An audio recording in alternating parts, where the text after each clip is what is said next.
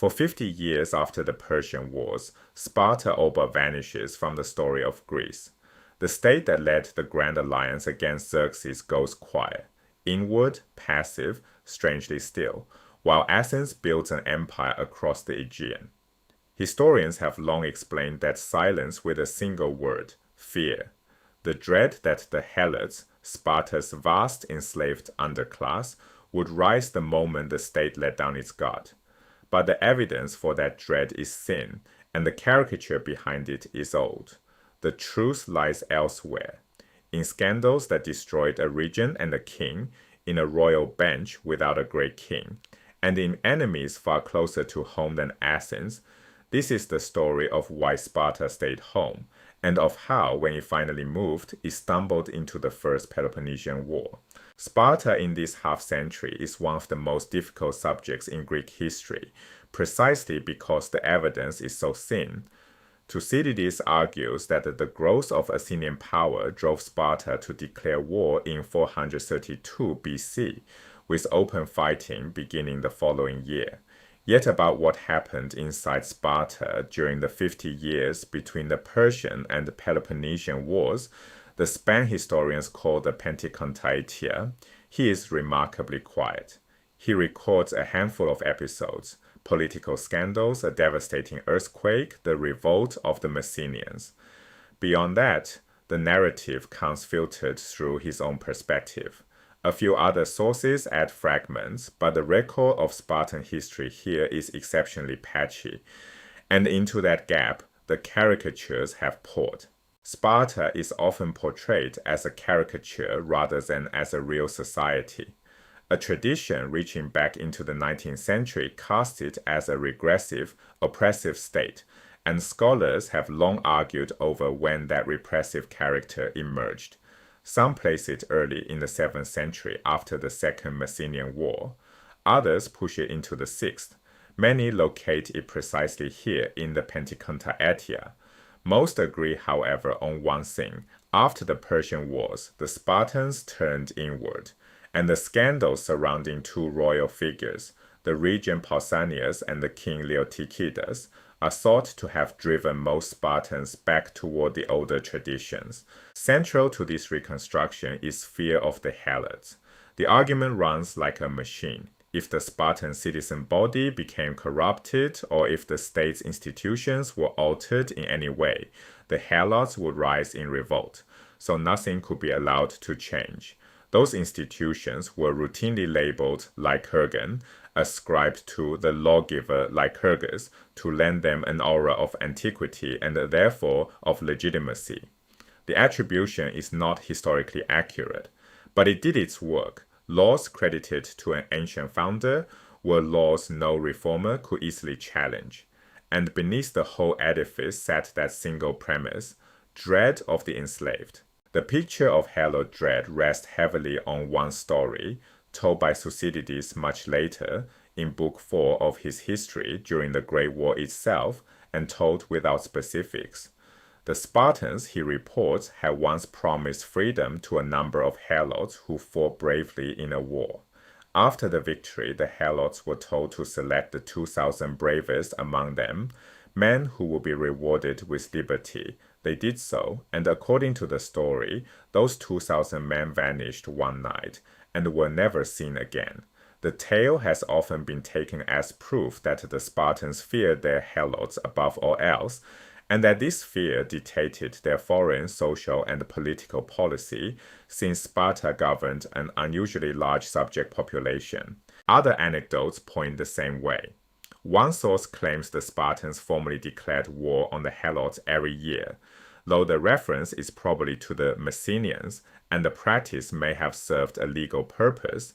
A helot killed under a declaration of war carried no ritual pollution, and no murder trial would follow. The meaning is uncertain. There are reports of the krypteia, a secret police that supposedly crept about watching for signs of helot conspiracy, though it is hard to see how such a body could have worked across the many villages of Messenia and Laconia. And Spartan boys entered the training system at about 7 and left at 18. then served to 20 as what the Greeks elsewhere called epheboi, young men preparing for hoplite service.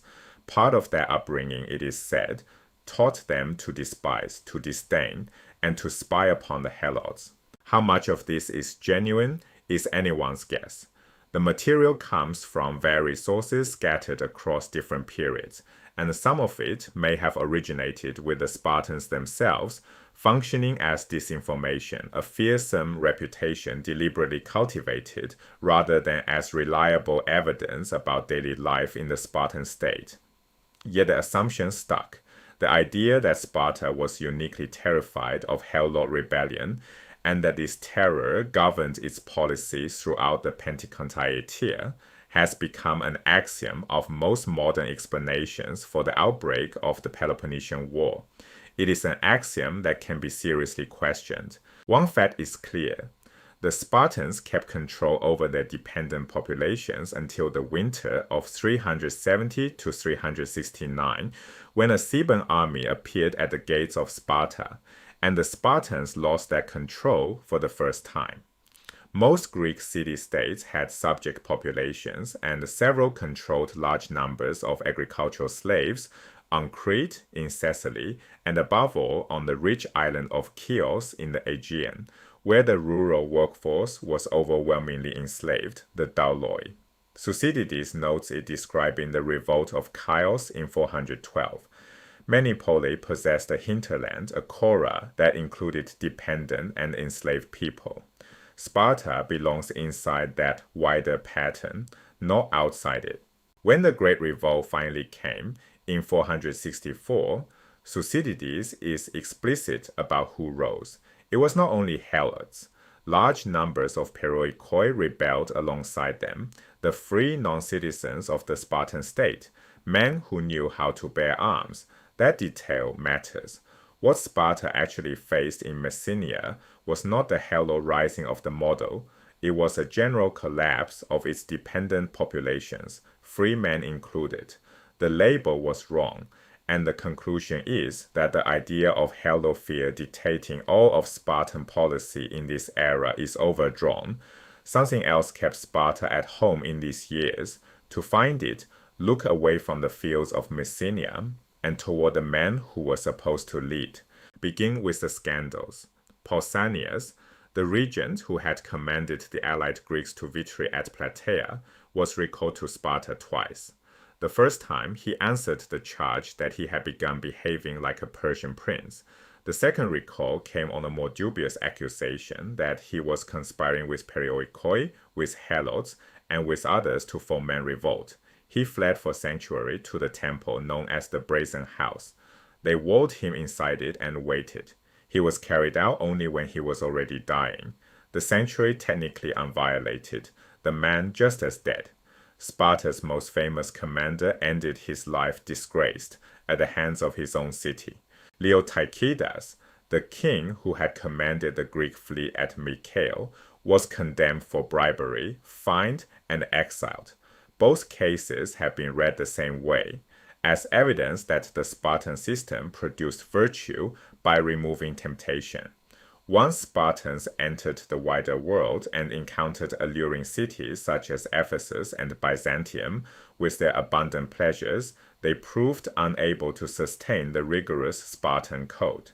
The same reasoning underlies a broader argument that soldiers raised under extremely strict discipline, once released abroad, come to hold outsiders in contempt and behave brutally. Whether that fairly describes all Spartans is questionable. In any case, Pausanias and Leotychidas were peculiar men, and both failed to function as true kings. A second pillar of the standard picture concerns the Air Force, the 5 officials the Spartans elected each year.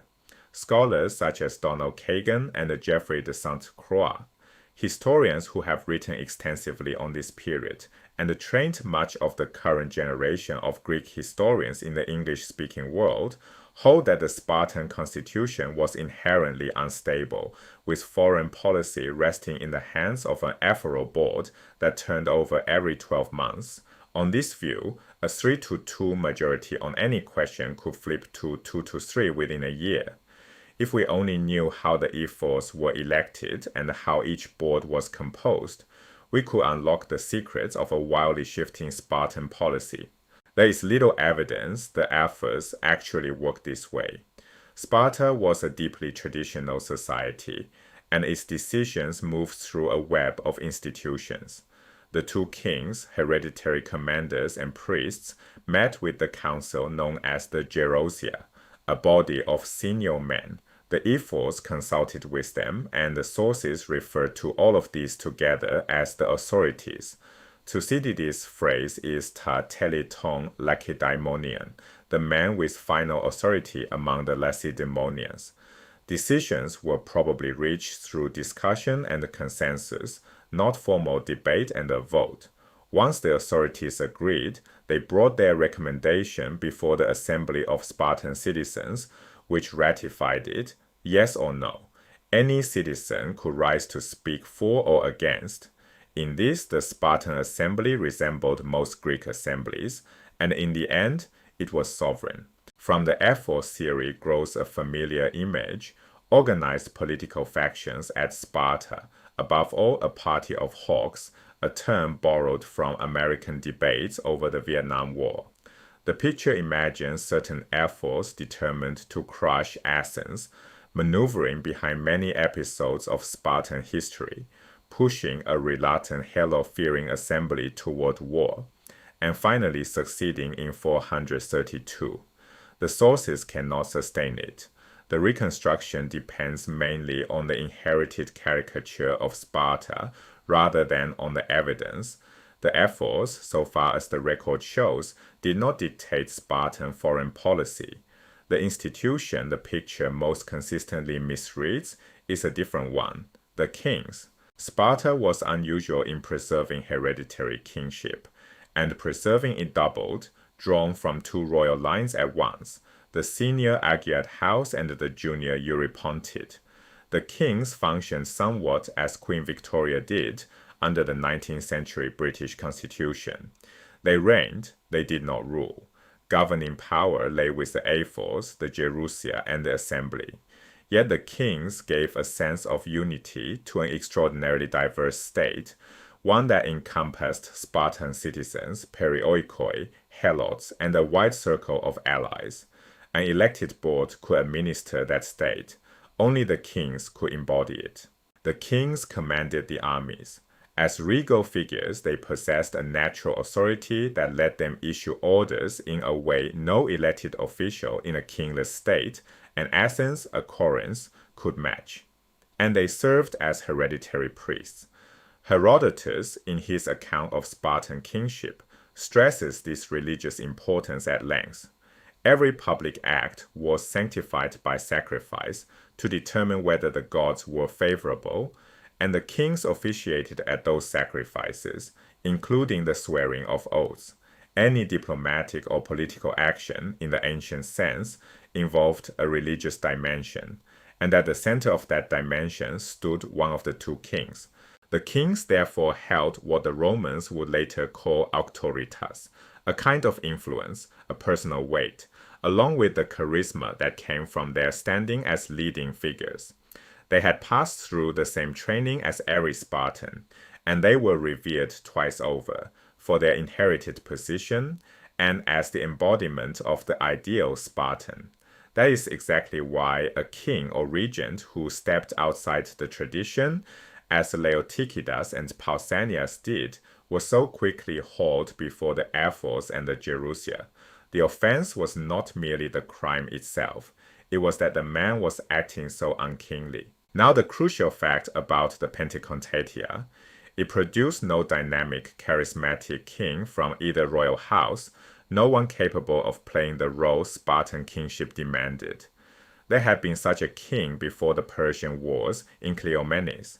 There would be another soon after the Peloponnesian War, in Agesilaus II, who ruled from 399 to 360 and became the architect of Spartan hegemony.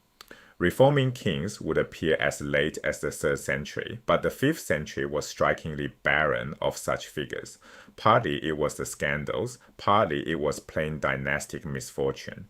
Trace both houses through those years. Leonidas died at Thermopylae in 480. His son Pleistarchus came to the throne a child, ruled 2 decades in the shadow of regents, and never grew into the part.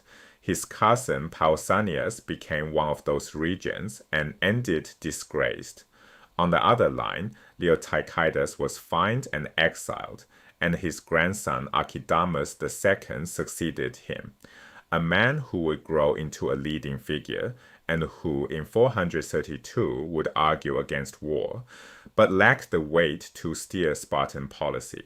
Through the entire First Peloponnesian War, no royal figure was old and distinguished enough to lead the armies. Without a commanding king, the web of ties, Ephes, Gerousia, assembly, lacked a driving force.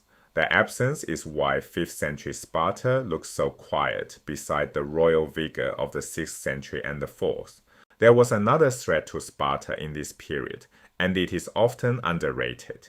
Sparta emerged from the Persian Wars as the acknowledged victor of Greece, but its ability to control its allies had actually weakened because 2 major land powers, Thebes and Argos, ended that war charged with Medism. Thebes had collaborated outright. Argos, though neutral, was only suspected. Both had risen after 479 to oppose Sparta on the mainland. To most Spartans, these threats were probably more pressing than the rise of Athens out in the Aegean, especially since Athenian expansion was being led by Cimon, a figure the Spartans found congenial. A single later source, Diodorus Siculus, writing in the 1st century BC, records an episode Thucydides never mentions. Around 475, shortly after the scandals and after the decision to withdraw from the Aegean, the Spartan authorities put a question to their assembly. Had the Athenians violated their oaths, and was war therefore justified? The oaths were presumably those sworn in 480, when the Greeks agreed to resist Xerxes. The issue was bound up with the Delian League, and with Simon's campaigns to gather allies. The motion moved forward with considerable support, until a senior Spartan named Hetoimaridas, otherwise unknown, rose to argue that the Athenians had done nothing to break their oaths. The assembly relented and declined to vote for war. The heart of that question was oaths, and the verdict was no. Just as important is the timing. The years around 475 and the decade that followed were precisely when Sparta grew anxious about the power of Argos and Thebes. Argos was attempting a synoikismos, a political merger, drawing together the villages and the townships of the Argolid, the large and fertile region of the northeastern Peloponnese. Tiryns and Mycenae it swallowed outright. Troezen, Hermione, and Phlius it merely reached for. Incorporating those communities would swell the Argive army into a force capable of challenging Sparta. Argos had strong motives, and for a time it had encouragement from Themistocles during his exile. The Argives even remodeled their constitution along democratic lines on the model of Athens, complete with ostracism. At the same time, in central Greece, the Thebans were building what the Greeks called a koinon, a league, a commonality. Such leagues had originated as religious associations bound by shared cults and shared festivals. Boeotia, a large and rich plain, was divided into 11 federal districts, several of them bundling more than one city, and one city, Plataea, was allied to Athens. Thebes hoped to fold the whole region into a federal league under its own leadership, capable of fielding an army to rival Sparta's. The ambition was not idle. In time, the Boeotian federal army could field some 7,000 hoplites and 1,000 horse, and was reckoned one of the finest forces in Greece. Both, in Spartan eyes, had compromised themselves in the Persian War, and the Spartans devoted much of their energy to containing them. Their success was uneven. Argos was checked, driven back and beaten in a series of border clashes, which eventually pushed the Argives to seek an alliance with Athens. Thebes fared far better, advancing its federal league, and when war broke out between Athens and Sparta in 461, Thebes was among the beneficiaries. Mark the name. In the end, it was the Thebans, not the Athenians, who would defeat Sparta at the Battle of Leuctra in 371 and strip away its hegemony in Greece, in part, it seems, by imitating Spartan organizational methods closely. So the Spartans of these decades, the 470s, the 460s, had solid grounds for staying out of the Aegean. It was not simply that they trembled before a possible helot rising, or that conservatism and the fear of foreign corruption held them back. They faced serious challenges at home and a serious shortage of royal leadership. Those were the two decisive issues of the period, and conveniently for Athens, Simon's prominence reassured Sparta that whatever Athens did would be directed by a leader it trusted. The silence, in other words, was not paralysis, it was preoccupation. Geography reinforced the choice. Athens was assembling its confederation in regions largely outside the sphere of the Peloponnesian League, out in the Aegean. There were a few overlapping trading interests. Megara traded in the Black Sea and Corinth had dealings in the east. But the real challenges to Sparta pressed along a second axis, one anchored on the Gulf of Corinth, the waterway that linked northern Greece, the Peloponnese, and the Greek settlements of Sicily and Italy into a single economic and cultural zone. Sparta's most immediate danger lay at home on that western axis. Athenian expansion unfolded in what was for Sparta a secondary theater.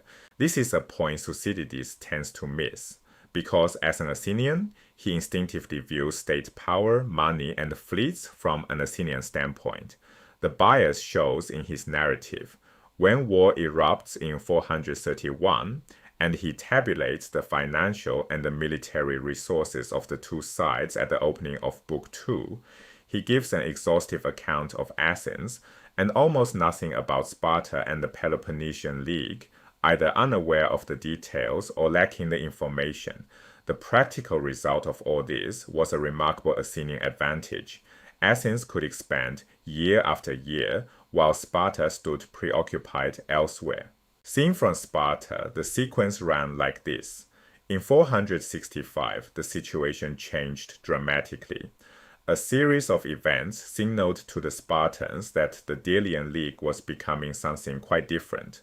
Cimon had decisively crushed the Persians at the Battle of the Eurymedon, a combined land and sea engagement in which the Athenians shattered Persian naval power and captured so much plunder that the victory was commemorated with a special coinage. Cimon stood at the peak of his military reputation, and immediately afterward, Athens confronted a rebellion by the island polis of Sassos in the northern Aegean. The dispute centered on mines on the neighboring mainland, but underneath lay a sharper question, whether Sassos needed to remain in the league at all, now that the Persian threat had receded. Athens laid siege to the island, with Cimon in command.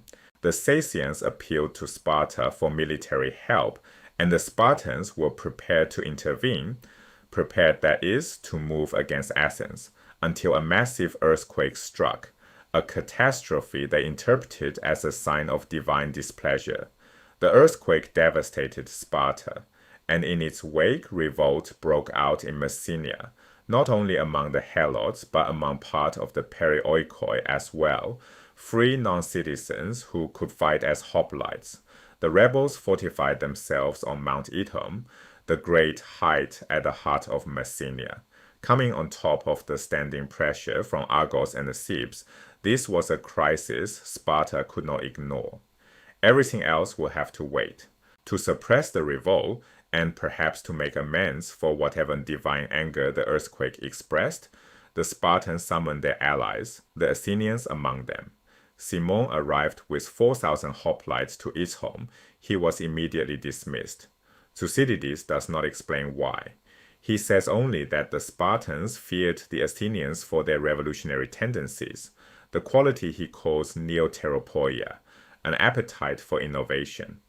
It may have been a clash between Cimon and whichever royal figure commanded there, possibly Pleistarchus, the son of Leonidas, since only a king would have issued such an order. Whatever the cause, the dismissal was a blunder. Sparta had brought the Athenians in hoping to cement good relations, and found not the willing partners of 480, but a self-assured commander and a body of hoplites who acted with independent confidence. The humiliation Cimon suffered on his return destroyed his position.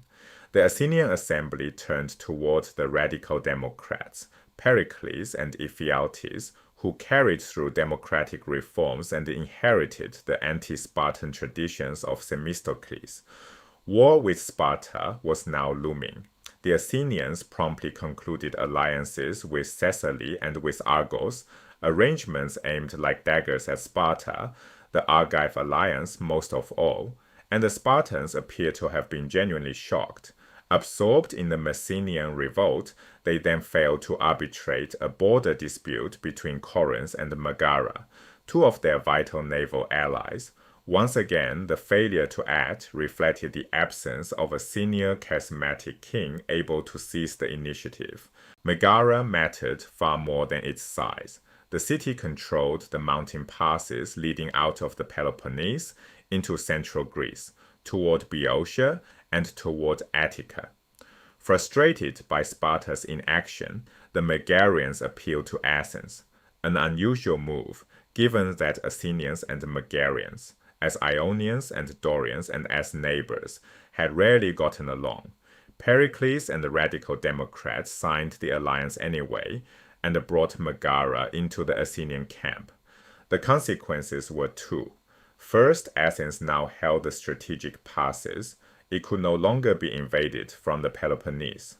Second, the alliance was a flagrant violation of oaths, and it left the Spartans no choice but to go to war.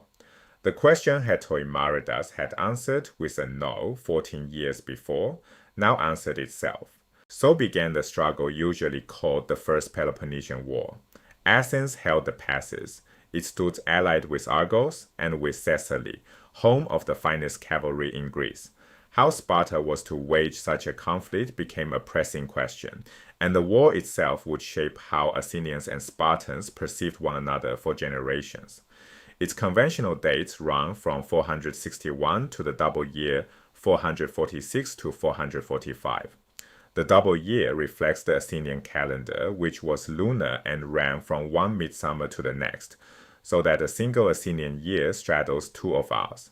Somewhere in that span, probably the spring of 445, perhaps May or early June, before the Athenian elections, the settlement known as the 30 Years' Peace was concluded.